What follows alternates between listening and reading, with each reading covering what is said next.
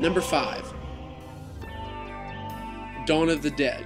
This movie is brilliant on a different level than all those I spoke of before now. Often considered to be George Romero's finest film, Dawn of the Dead is a clever commentary on consumerism and the breakdown of society, much like 28 Days Later, but this was the first film that was the first in the genre to get it right. The zombie extras' makeup, granted, isn't all that believable, most of them are just ashen-faced. However, when there is a need for special makeup effects, Tom Savini, the legendary makeup artist, lends his hands to Romero's social masterwork with gritty accuracy, taking his effects work from the bodies and carnage he witnessed in the Vietnam War. Savini makes the gore and associated violence so accurate, I was often wondering if they actually just killed people to save money. That type of practical effects is not as good as The Thing, but it's still some of the best I've seen. And how the characters devolve into materialistic creatures, depriving themselves of their humanity while still struggling to survive is a great display of human dualism. The score by the musical group The Goblins is also fantastic, giving the film a dark, creepy, and even comic atmosphere. Great substance, decent acting, and a wonderfully placed setting makes this zombie flick my favorite of the genre.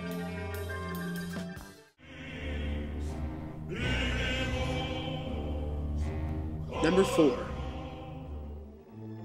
The Cabinet of Dr Caligari. This film is cinematic gold.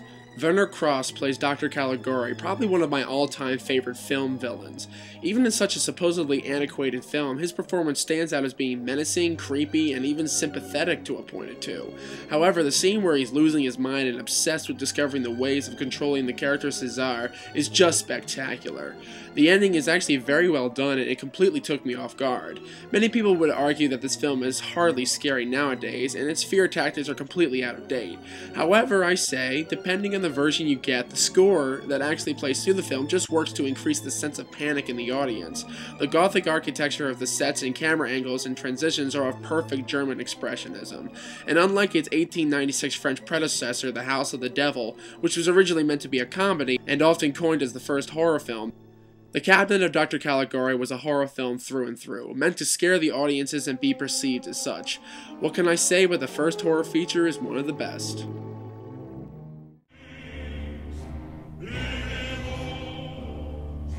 Number 3.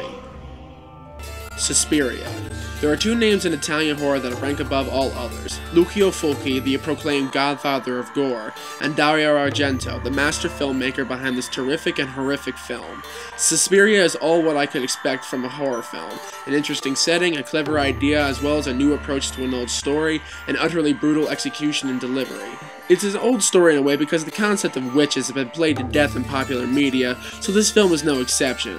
But so few times is this concept played out so skillfully. It is true that the acting in this film isn't always great, or even always good. This mainly due to the fact that Argento's least favorite part of making a film was actually shooting it. This is shown because I feel there could have been some really sublime performances here if enough effort was given to it. However, this actually does not fully detract from the film. The sets, the lighting, and the color of the shots, as well as the haunting and absolutely necessary score provided by the Goblins, ironically the same band that scored Dawn of the Dead, just leave a long-lasting impression well after you've watched the movie. The use of atmosphere and mood throughout the film, mixed with the gothic and surreal architecture and decorations with the possibility for anything lurking around every corner and behind every door, keeps you on the edge of the entire film, and the payoff at the end is just right to wrap the story together, even though it could have been a little bit more succinct. Sure, there's a mild love interest in the story and it never goes anywhere, it could just be stricken from the story. It isn't too much of a strain on such a magnificent film and one of Argento's finest works.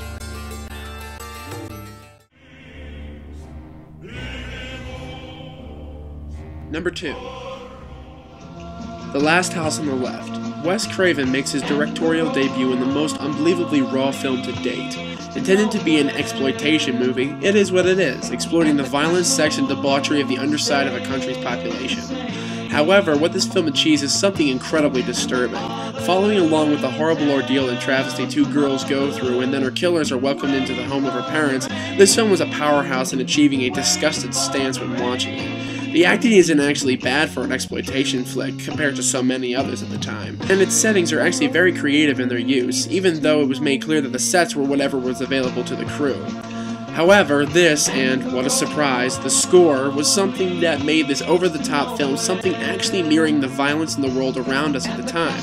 The most notable element of the film is that it utilizes documentarian filming techniques seen in news footage of the Vietnam War. Craven made this film entertaining, savage, disgusting, comic, and even possessing a real sense of finality in its closure. All things a good horror film should have. Though the comic reliefs of the sheriff, deputy, and the woman with the chickens really I felt were not necessary, but this again, like the real hokey acting in certain sequences in Suspiria, I can pass by seeing how it stacks up against all the good things in the film. And so I really respect it, really enjoy it, and even revile it for being so utterly honest and brutal about the world around us.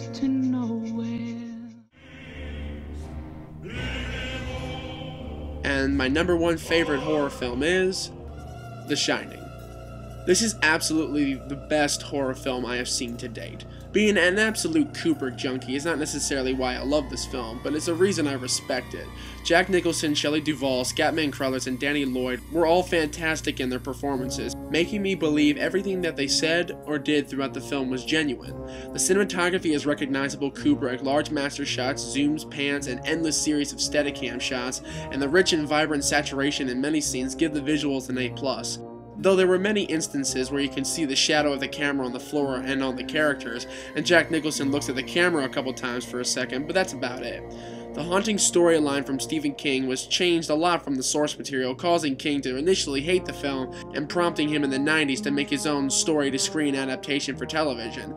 It just wasn't as effective as the Kubrick version. The sets are lush and flawless, the score is innovative and haunting, the scare tactics are executed extremely well, and the suspense employed to get up to the scare points is just as the rest of the story, flawless. There is never a time you are bored because there's always something happening, even if it's slow in the uptake. Like The Last House on the Left, Kubrick made this film entertaining and savage, but at the same time it possessed various qualities of many of the films in this countdown in just the right amount of each quality, whatever they might happen to be. However, this film has an ending that is usually left up to interpretation, and many audiences hate that in horror films because the unanswered questions usually leave room for sequels and we know we don't need any more of them. However, this ending is not necessarily open-ended, but questionable, which usually the best films achieve. If a horror film makes you think, while at the same time scares you, repulses you, entertains you, and makes you crave for more, what more could you ask for?